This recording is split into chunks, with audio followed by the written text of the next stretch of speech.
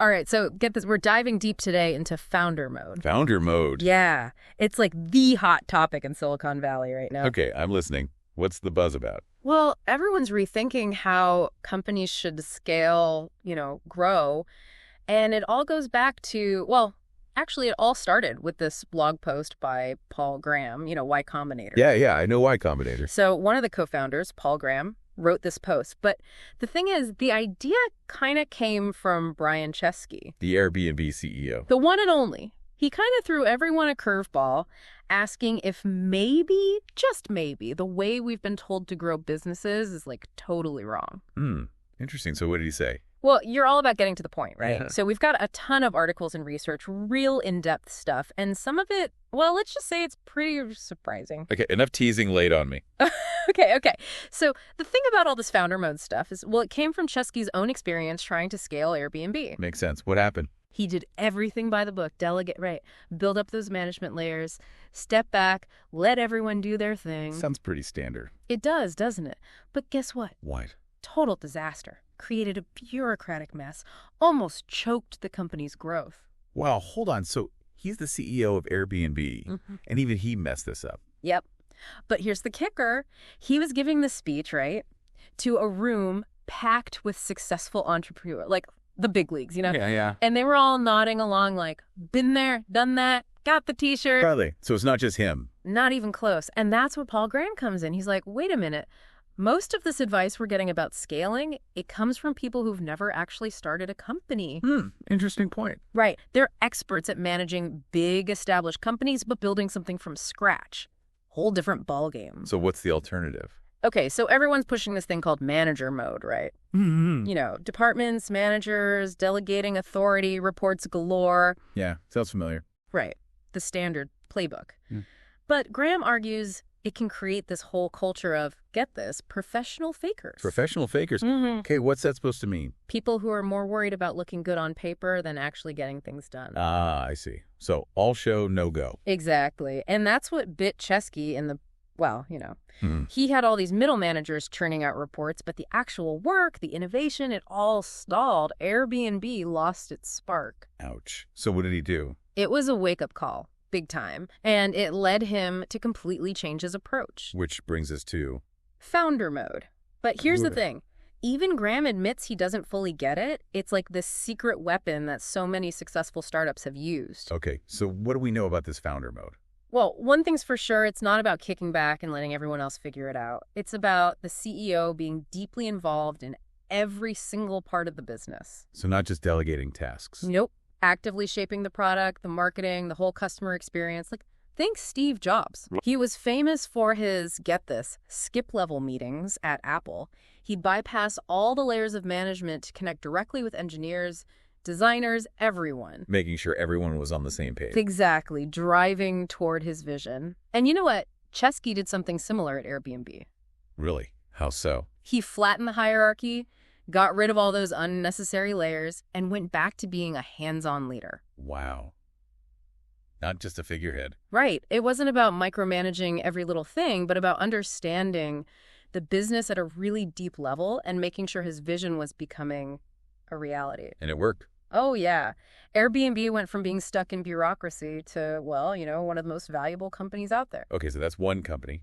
But can founder mode really scale? I mean, it seems great for startups, but what happens when a company gets really big? That's the million-dollar question, isn't it? Some people say it's just micromanagement in disguise, impossible to do in a large organization. Makes sense. But Chesky and Graham, they both point to Steve Jobs and Apple as proof that it can be done. So even with thousands of employees? Tens of thousands. Jobs stayed connected to the core of the business and, kept steering it toward those crazy, ambitious goals of his. So how did he do it? Right. And more importantly, what can we learn from that? Right. It seems like there's a real into this whole founder mode thing, a balance between being deeply involved but not like stifling creativity or becoming a bottleneck. And that's where things get really interesting. It's funny, isn't it? We just accept this idea that growth means bureaucracy, like it's inevitable. Like a company has to become this, impersonal machine to really grow up. Exactly. But what if that's not the only way? Yeah. What if there's a way to keep that startup energy, the innovation, the connection, even as you get bigger? become a global company.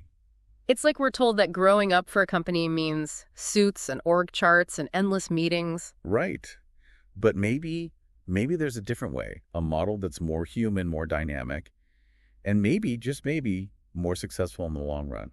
And that's what's so interesting about this whole founder mode thing, right? It's not just like tips and tricks. It's a whole different way of thinking. It really challenges all those assumptions we have about how organizations should work. And let's be honest, the old ways, well, they haven't exactly been working that well, have they?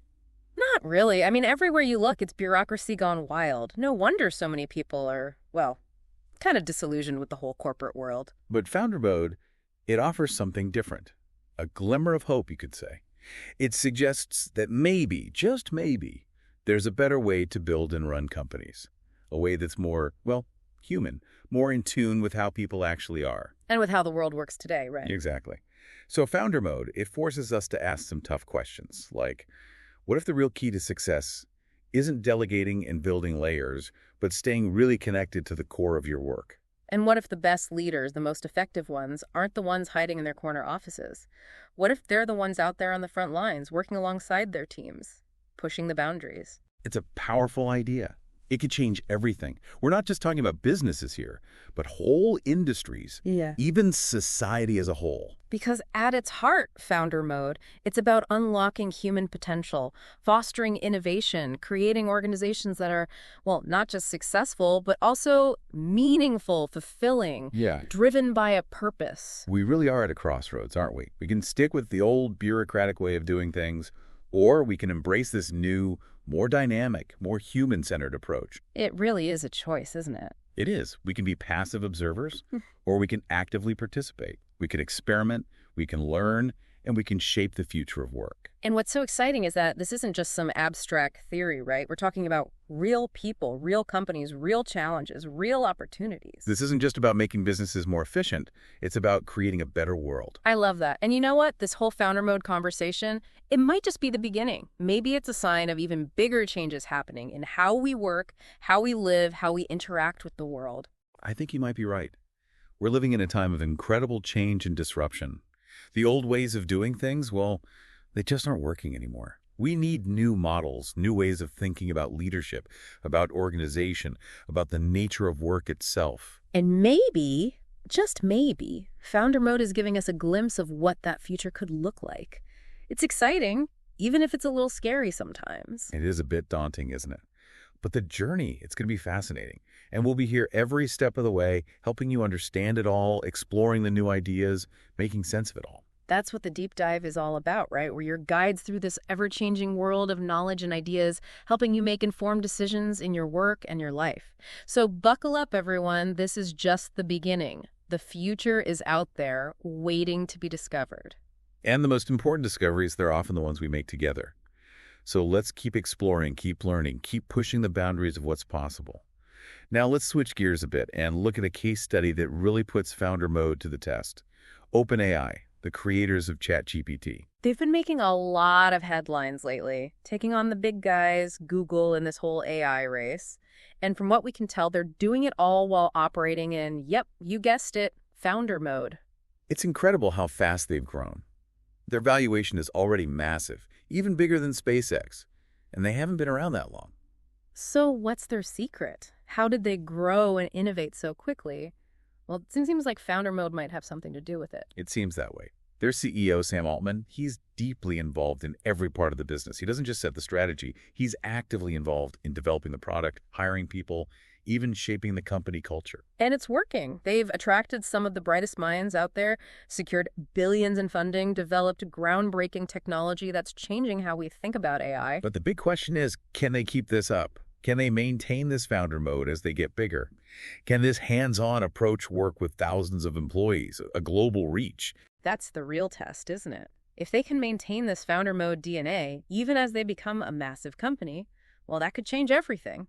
It could prove that you don't have to sacrifice agility and innovation and purpose to grow. It's a real-time experiment, isn't it? Right. And it could change how we think about leadership and how we organize companies for years to come. So let's dive into OpenAI's story. What exactly did they do to implement founder mode, and what can we learn from their successes and challenges as they navigate this uncharted territory? One of the most striking things about OpenAI is their focus on talent.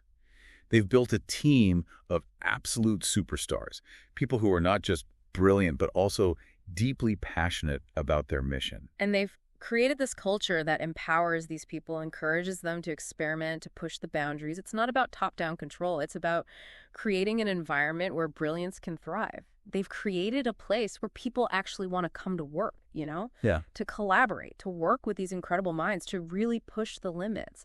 And that's not something you can fake, is it? It doesn't come from a cool office or free snacks. It comes from a deeper place. Like a shared purpose. Knowing what you're doing actually matters. And really trusting the people you work with. Yeah, that seems to be at the heart of founder mode, doesn't it? It's not just about the CEO calling all the shots.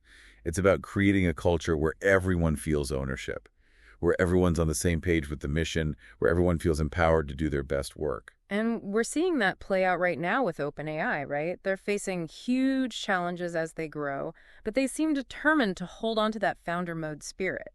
They're constantly experimenting, trying new things, adapting their approach to leadership and organization as they get bigger. It's a fascinating case study, really. And it's relevant to everyone. It doesn't matter if you're leading a team or working on a project or even just pursuing your own passion. There's a lot we can learn from this founder mode approach. Absolutely. Because when you get down to it, founder mode is about tapping into that entrepreneurial spirit, that drive to create something that matters, that deep connection to the work you're doing. It's about being hands-on, understanding the details, staying close to your customer. But it's also about empowering your team, creating a culture of innovation, and never losing sight of the big picture. It's interesting to think about the history of innovation. Small business owners, artists, inventors, they've always operated in this kind of founder mode, haven't they? Yeah, it's just that we haven't always called it that, haven't recognized it as a specific approach to leadership. We've been so focused on the big bureaucratic organizations that we've kind of overlooked this more hands-on entrepreneurial style. Yeah, but now things are changing. The world's more complex, faster paced, and founder mode is making a comeback. And not just in Silicon Valley either. We're seeing it everywhere. Healthcare, education, even government. People are realizing the old ways aren't working anymore. They're looking for new ways to do things, new ways to think. So what does this all mean for you? Well, I think it's a chance to think differently about leadership, to question everything you've been taught. Maybe there's a better way, a more fulfilling way to approach your work, your life. Maybe it's time to ask yourself, what would it look like to bring some of these founder mode principles into my own work? Could I be more hands-on, more connected to the purpose of what I'm doing, more empowered to make a real difference? Those are some big questions, and I really encourage you to take some time to think about them. Because the answer is, well, they could unlock a whole new level of potential for you and for the organizations you're a part of. And remember, this is a journey. There's no finish line. Founder mode isn't a set of rules. It's a way of thinking, a way of being. It's about constantly experimenting, learning, and adapting. Finding what works for you, embracing those principles that resonate with you, making them your own.